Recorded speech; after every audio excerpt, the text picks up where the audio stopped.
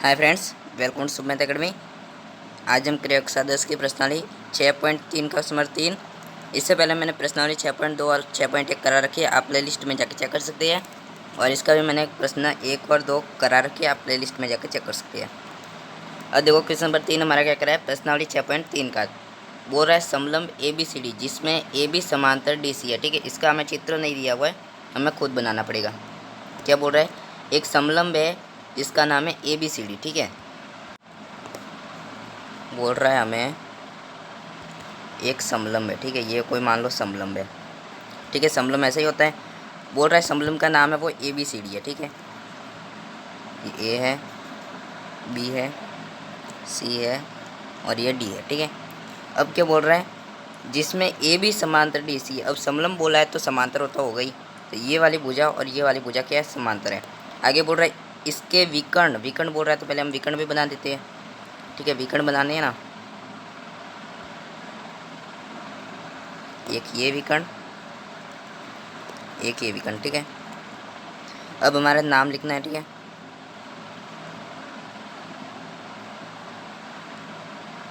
One second. ठीक है, तो इसका नाम दे देते हैं O। ठीक है, ये O है। अब आगे क्या बोल रहा है, ठीक है, AC और BD परस्पर O पर प्रतिच्छेद करते हैं। कौन कौन से विकर्ण बना देते हैं, ये AC बनाना। ठीक है, ठीक है, AC है तो यहाँ पर एक चेंज कर दो नाम। ठीक है, यहाँ पर कर दो, ठीक है, यहाँ पर कर दो C और यहाँ पर कर दो D। ठीक है, अब ये हो गया AC और BD हो गया।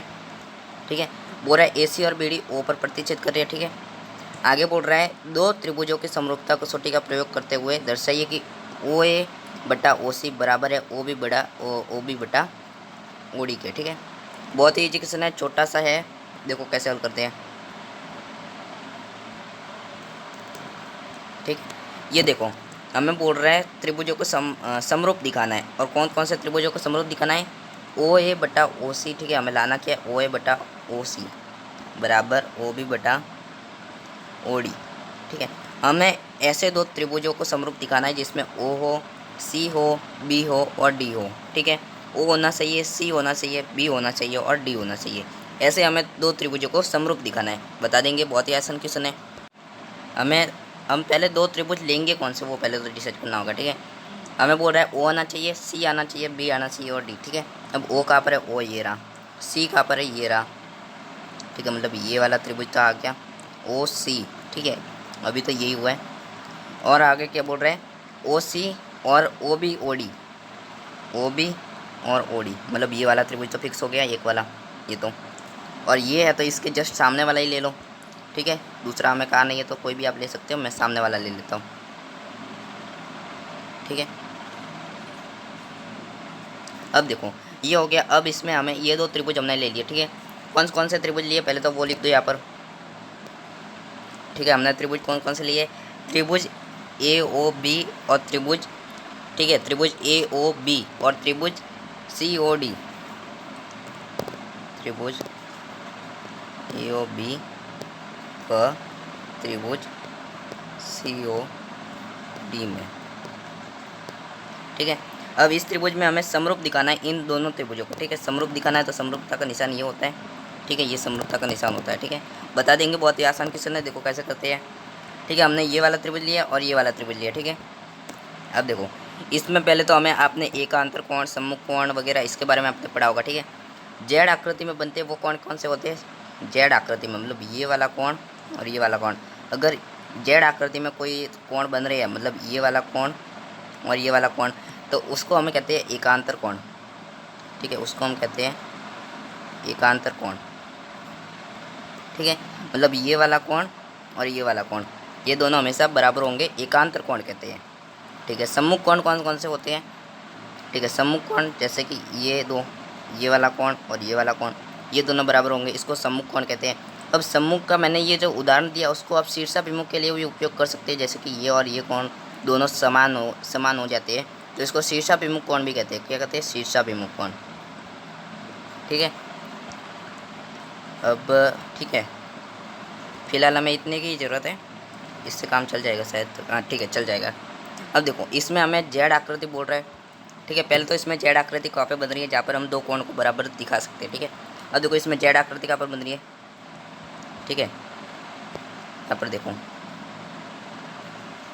ये बन गई जेड आकृति, मतलब ठीक है, इसका मतलब क्या होगा, जो कोण होंगे वो बराबर होंगे, मतलब ये वाला कोण और ये वाला कोण, ये दोनों क्या होंगे, बराबर होंगे। कोण बी बराबर कोण डी होगा। ठीक है, एकांतर कोण जेड आकृति में जो कोण बनते हैं उसको एकांतर कोण कहते हैं। और यहाँ पर जेड आकृति बन रही है, ये वाला कोण और ये वाला कोण बराबर हो जाएगा, कोण बी बराबर कोण डी। ठीक है, हम यहाँ पर लिख देंगे कोण बी बराबर कोण डी। कारण भी लिखना जरूरी है, कारण लिख देंगे। ठीक है, कारण लिख देते हैं। ठीक है, एकांतर कोण। ठीक है, अब देखो कारण लिख दिया हमने, अब देखो आगे। ठीक है, दो कोणों को हमने बराबर दिखा दिया। ठीक है, हमें मैक्सिमम कितने कोण को बराबर बताना होता है, या तो तीन कोण को बराबर बता दो, एक से भी काम चल सकता है, दो से भी चल सकता है। ठीक है, अगर एक कोण से काम चलाना हो तो दो भुजाओं को भी बराबर दिखाना होगा। ठीक है, अगर दो कोण से काम चलाना हो तो एक भुजा को भी बराबर दिखाना होगा। ठीक है, अगर तीनों कोण दिखा दो तो हो गई। ठीक है, अगर कोण का इस्तेमाल नहीं करना हो, सिर्फ भुजा का करना हो तो भी हो सकता है। ठीक है, अब जो ये जेड आकृति में जैसा हमने कोण से ये सिद्ध किया, ऐसा एक और जेड आकृति बन रहा है, ये वाला। ठीक है, ये भी जेड आकृति में बन रहा है। ठीक है, तो इसके भी जो कोण होंगे वो बराबर होंगे, मतलब ये वाला कोण इस वाले कोण के बराबर होगा। ठीक है, मतलब कोण ए बराबर कोण सी होगा। ठीक है, एकांतर कोण। ठीक है, कोण ए बराबर कोण सी, कारण लिख दो एकांतर कोण। ठीक है, एकांतर कोण। ठीक है, हो गया। अब आगे देखो, कारण भी हमने लिख दिया। अब ये हमारे दो कोण बराबर हो गया, अब तीसरा कोण हमें बराबर दिखाना है, तीसरा कोण। ठीक है, तीसरा कोण हम कैसे बराबर दिखा सकते हैं, हमें तीसरा कोण बराबर दिखाना है, कहाँ पर बन रहा है, शीर्षाभिमुख कोण देख लो या सम्मुख कोण देख लो। ठीक है, शीर्षाभिमुख या सम्मुख कोण देख लो, दोनों की बात एक ही हो रही है इस जो हमारे समलंब में इसमें। ठीक है, यहाँ पर देखो क्रॉस में जो कोण बनते हैं उसको कहते हैं शीर्षाभिमुख कोण कह दो। सम्मुख का तो उदाहरण और भी होते हैं। ठीक है, सम्मुख सिर्फ एक्स में ही नहीं बनते। ठीक है, शीर्षाभिमुख सिर्फ एक्स में बनते हैं। ठीक है, तो ये जो एक्स में हमारे कोण बन रहा है, ठीक है, ये जो हमारे एक्स में बन रहा है, ये वाला कोण और ये वाला कोण, ये दोनों भी बराबर होंगे। ठीक है, कोण ओ बराबर कोण ओ। ठीक है, इसको भी हम ओ ही मानेंगे, इस बिंदु को हमने ओ माना है, तो इस पर इस तरह भी, मतलब इस तरफ जो हमारा ओ है वो इस तरफ भी ओ है। ठीक है, तो ये जो हमारे दो कोण है वो क्या है, बराबर होंगे। ठीक है, मतलब कोण ओ बराबर कोण ओ। ठीक है, यहाँ पर लिख दो कोण ओ बराबर कोण ओ। ठीक है, अब यहाँ पर भी कोण ओ है, यहाँ पर भी कोण ओ है, तो यहाँ पर या तो आप उभयनिष्ठ लिख दो। ठीक है, या तो उभयनिष्ठ लिख दो, या फिर लिख दो शीर्षाभिमुख कोण। ठीक है, यहाँ पे लिख दो शीर्षाभिमुख कोण।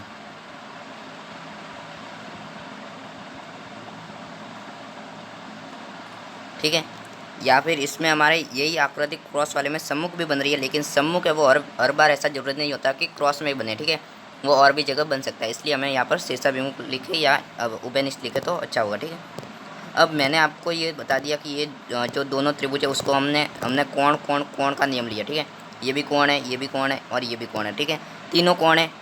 ठीक है, मतलब ये वाला भी कोण है, ये वाला भी कोण है और ये वाला भी कोण है। मतलब हम कह सकते हैं कि कोण को हम क्या लिखते हैं, ए लिखते हैं, मतलब ए समरूपता नियम द्वारा त्रिभुज कौन सा है हमारे। ठीक है, त्रिभुज हमारे है त्रिभुज। ठीक है, त्रिभुज हमने देखो कौन सा लिया, त्रिभुज ए ओ बी व सी ओ डी।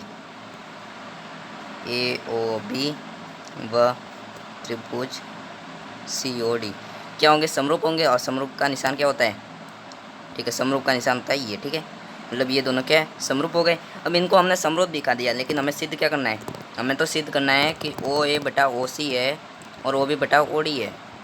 ठीक है, हमें सिद्ध करना है कि ओ ए बटा ओ सी है और ओ बी बटा ओ डी है, ये हमें सिद्ध करना है। कैसे कर सकते हैं हम, देखो जब हमारे ये दोनों समरूप हो गए है तो मैंने आपको एक सर्वांग समता, जैसे मैंने सर्वांग समता पढ़ाया था, ठीक है। तो मैंने सर्वांग समता पढ़ाया तब मैंने आपको बताया था कि सर्वांग सम होते हैं, कोई त्रिभुज को हम सर्वांग सम बता दें तो उनके जो भाग होते हैं, मतलब अन्य जो भाग होते हैं, कोण हो, भुजा हो, वो सब बराबर होंगे, ठीक है। अगर हम कोई 3 नियम लगाकर किसी भी त्रिभुज को सर्वांग सम दिखा दें तो जो इसके कोण और भुजा होंगे वो सारे के सारे बराबर होंगे, ठीक है। कैसे? सीपीसीटी द्वारा, ठीक है। मैंने कारण बताया सीपीसीटी, ठीक है, सीपीसीटी द्वारा। अब ये सीपीसीटी का हम समरूपता में भी इस्तेमाल करेंगे, ठीक है। इसके हमने 3 नियम द्वारा हमने, ठीक है, 3 कोण द्वारा हमने इसको समरूप बता दिया, ठीक है। हमने इसको समरूप बता दिया तो इसके जो अन्य भाग हो गए, मतलब इनने जो भी त्रिभुज भाग हो गए, त्रिभुज मतलब कोण, वो कोण और भुजा वगैरह होंगे, वो सब क्या होंगे? बराबर होंगे, ठीक है। वो सब हमारे हो गए बराबर। इसलिए हम कह सकते हैं कि जो हमारा दिया है वो लिखते हैं यहाँ पर, हम यहाँ पर लिखना है सीपीसीटी द्वारा, ठीक है। हम यहाँ पर लिखेंगे, ठीक है, हम यहाँ पे लिखेंगे त्रिभुज ए ओ बी समरूप है त्रिभुज सी ओ डी, इसलिए, ठीक है, पहले तो ये लिख दो, इसलिए सीपीसीटी द्वारा, ठीक है, सीपीसीटी द्वारा, ठीक है, सीपीसीटी द्वारा हम क्या करेंगे? हम लिखेंगे सीपीसीटी द्वारा कि जो ये हमारा लिखा है ना, ओ ए बटा ओ सी, ठीक है, ओ ए बटा ओ सी बराबर होगा ओ बी बटा ओ डी के। ये आ गया हमारा आंसर। मतलब हमने सीपीसीटी द्वारा इन दोनों को हमने बराबर सिद्ध कर दिया। समरूपता जब समरूप हो जाते हैं तो उनके जो सीपीसीटी लगाकर हम इन दोनों को बराबर दिखा सकते हैं, ठीक है। और नीचे लिख दो इति सिद्धम, ठीक है। ये हमारा हो गया क्वेश्चन 3 हल, ठीक है। क्वेश्चन 4 को हल करते हैं, ठीक है। क्वेश्चन नंबर 4 को हल करते हैं, ठीक है। देखो क्वेश्चन नंबर 4 हमारा क्या कराएं, ठीक है। देखिए क्वेश्चन नंबर 4 हमारा क्या कराएं। बोल रहे हैं आकृति 6.36 में, मतलब ये आकृति हमें दे रखी है। बोल रहा है क्यू आर बटा क्यू एस है, ठीक है। बोल रहा है, ठीक है, हमें पहले तो दिया है वो लिख दो, ठीक है। इन सबको हटा देते, ये क्वेश्चन हमारा हो गया ना। क्या बोल रहा है? ठीक है, दिया है उसको अलग लिखना है, ठीक है। यहाँ पर पहले तो एडिंग डाल दो, दिया है, ठीक है। क्या दिया है हमें? बोल रहा है क्यू आर बटा क्यू एस, ठीक है। बोल रहा है क्यू आर बटा क्यू एस है किसके बराबर है? क्यू टी बटा पी आर के, क्यू टी बटा पी आर के, ठीक है। क्यू टी बटा पी आर के बराबर है, ठीक है। इसको 1 मान लो, ठीक है। दूसरी चीज़ हमें दे रखी है इसलिए हमने इसको एक चीज़ मान लिया, ठीक है। दूसरी चीज़ हमें दे रखी है कोण 1 बराबर कोण 2 है, कोण 1 बराबर है कोण 2, ठीक है। इसको दूसरी चीज़ मान लो, ठीक है। ये 2 चीज़ हमें दे रखी है क्वेश्चन में, ठीक है। दिया है हमें ये 2 चीज़ दिख रही है, ठीक है। अब हमें सिद्ध क्या करना है वो देखो। सिद्ध क्या करना है? दर्शाइए कि त्रिभुज पी क्यू एस, बोल रहा है त्रिभुज पी क्यू एस, ठीक है। त्रिभुज पी क्यू एस समरूप है त्रिभुज, कौन सा त्रिभुज है? टी क्यू आर के, टी क्यू आर, ठीक है। ये हमें सिद्ध करना है, ठीक है। बहुत आसान क्वेश्चन है, बहुत ही आसान क्वेश्चन है। देखो बहुत आसान क्वेश्चन है, कैसे करते वो देखो, ठीक है। छोटा सा ही है ये भी, देखो कैसे करते हैं। इसका हल देखो, सॉल्यूशन हमें इसके पहले से जो मतलब जो हमारा चित्र है वो अब की बार हमें पहले से दे रखा है, ठीक है। चित्र है वो हमें पहले से दे रखा है, ठीक है। अब देखो ये हमें चित्र दे रखा है, ठीक है। अब हमें बोल रहा है त्रिभुज त्रिभुज बोल रहा है पी क्यू एस और त्रिभुज टी क्यू आर। पहले तो ये देखो, बोल रहा है कोण 1 बराबर कोण 2 है। कोण 1 का है, कोण 1 ये रहा, और कोण 2 का है, कोण 2 ये रहा, ठीक है। कोण 2, अब इसमें आपको एक चीज़ नोट करनी होगी, कोण 2 है वो ये पूरा नहीं है, ठीक है। कोण 2 है वो ये पूरा ये नहीं हो रहा, सिर्फ ये इतना ही हो रहा है, सिर्फ ये इतना ही हो रहा है, ठीक है। ये बात नोट करनी है आपको, सिर्फ ये ही कोण 2 है वो, ठीक है। कोण 2 सिर्फ इतना ही है, जो पीछे वाली भुजा वो इस कोण 2 में नहीं आ रही है, ठीक है। ये चीज़ आपको नोट करनी है, ठीक है। अब इसमें देखो कोण 1 बराबर कोण 2 है, तो आपने एक नियम पढ़ा होगा कि जो कोण होते हैं उनके सम्मुख भुजाएं भी बराबर होती है। अब ये कोण है तो इसके सम्मुख सामने वाली भुजा कौन सी है? ये वाली है, ठीक है। तो ये जो भुजा होगी वो अब इस कोण के सामने वाली भुजा कौन सी है, ये वाली है, तो ये जो भुजा होगी, ठीक है, मतलब ये वाली भुजा और ये वाली भुजा दोनों क्या होगी, बराबर होगी, क्योंकि कोण, ये वाला कोण और ये वाला कोण दोनों बराबर है, इसलिए वाली ये वाली भुजा और ये वाली भुजा भी बराबर होगी, मतलब पी क्यू होगा, बराबर होगा, ठीक है। मतलब क्या होगा हमारा कि जो ये हमारा पी क्यू है, हमारा मतलब क्या होगा, पी क्यू किसके बराबर है, क्यू एस के, ठीक है। यहाँ से हम सॉल्व कर रहे हैं, ठीक है। देखो इसको हमें सिद्ध करना है, ठीक है, इस ये जो हमने लिखा है इसको हमें सिद्ध करना है। देखो यहाँ से मैं सॉल्व कर रहा हूँ, ठीक है, सॉल्यूशन, ठीक है। देखो मैंने बोला कि पी क्यू किसके बराबर है, क्यू एस के, ठीक है, यहाँ पर लिख दो,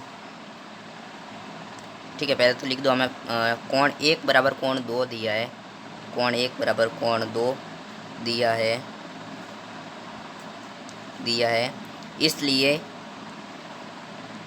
इसलिए पी क्यू बराबर होगा क्यू एस के, पी क्यू बराबर होगा क्यू एस के, क्यू सम्मुख भुजाओं के सम्मुख कोण, ठीक है, सम्मुख,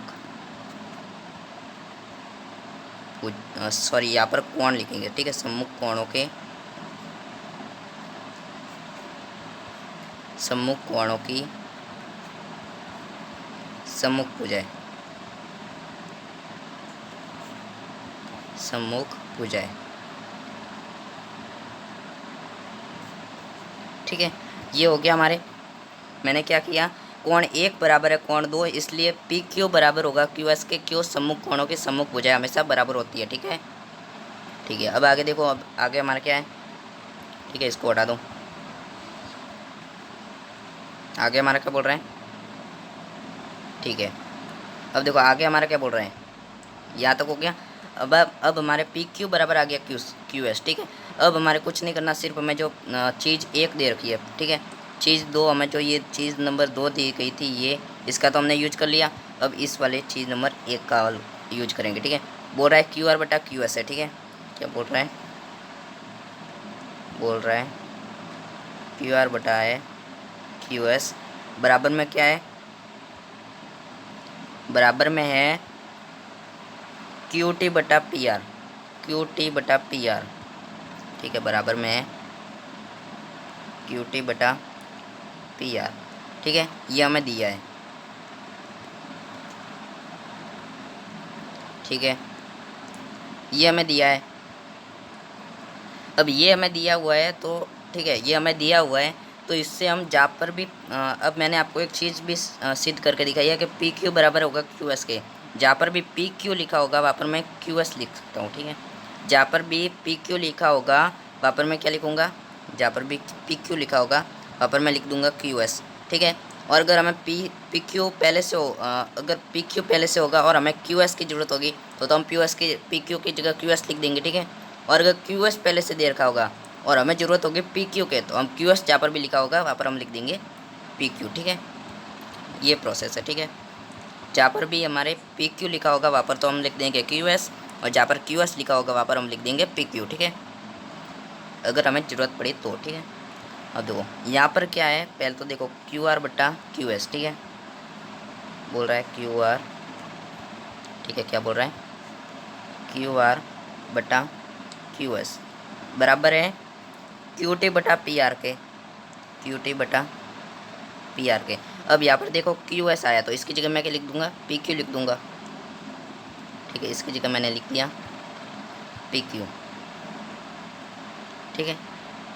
ये देखो जहाँ पर भी पी क्यू लिखा होगा वहाँ पर मैं क्यू एस लिख दूंगा, ठीक है, और अगर क्यू एस लिखा होगा तो मैं पी क्यू लिख दूंगा, ठीक है। ये हो गया। अब आगे देखो आगे हमें क्या करना है वो देखो, ठीक है। अब आगे देखो आगे हमें क्या करना है, यहाँ तक हो गया, ठीक है। अब एक चीज़ हमारे और ठीक है, ये तो हमारे दोनों भुजाएं बराबर आ गई, ठीक है, ये वाली दोनों भुजा बराबर आ गई, ये वाली दोनों भुजाएं भी बराबर हो गई, ठीक है। अब हमें समरूप दिखाने के लिए या तो एक और भुजा बराबर लानी होगी या फिर एक और कोण बराबर लाना होगा, ठीक है। और हमें पहले से एक कोण बराबर दे रखा है, क्या, क्यों, कौन सा कोण बराबर दे रखा है, कोण 1 बराबर है कोण 2 के, ठीक है।